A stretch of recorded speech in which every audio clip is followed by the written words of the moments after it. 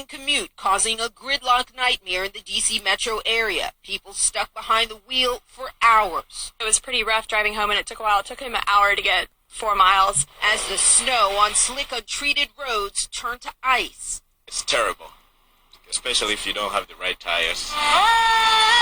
Causing more than 160 crashes, including one fatality in Virginia. Only 1 inch of snow wreaking havoc, and it's only a preview of the potentially historic blizzard to come. The nation's capital could be in the bullseye for a record-breaking 30 inches of snow by Sunday.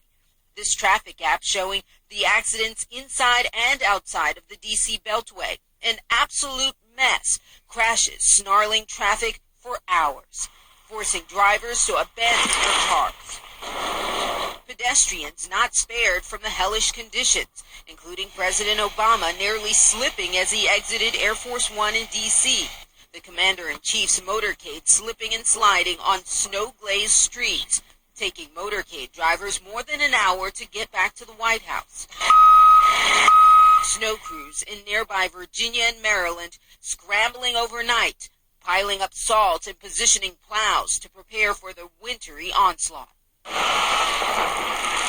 The expected blizzard drudging up memories of D.C.'s Carmageddon in January 2011, when heavy snow fell fast across the region, knocking down trees and cutting power to hundreds of thousands along the East Coast. Still better than New York. I was living in New York this time last year, and it was already pretty bad up there.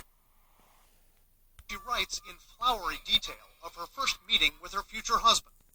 After a few minutes, I flipped my niqab. He looked at me. Our eyes catch each other's. I had palpitations that was faster than the speed of light. This is a blog written by a woman who calls herself Shams and goes by the handle Bird of Jannah.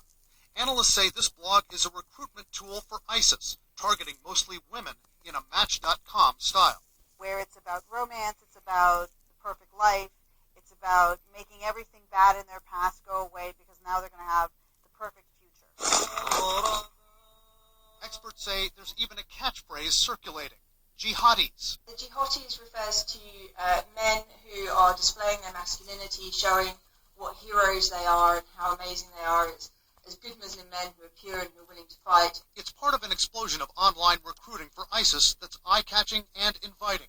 Young women are promised free housing, health care, cars. Men are promised beautiful brides, true to the faith. And in many cases, it seems to be working. It's been estimated that more than 500 Western women had left their families to travel to Syria and Iraq and join ISIS. Part of what entices them is the glossy presentation online, right?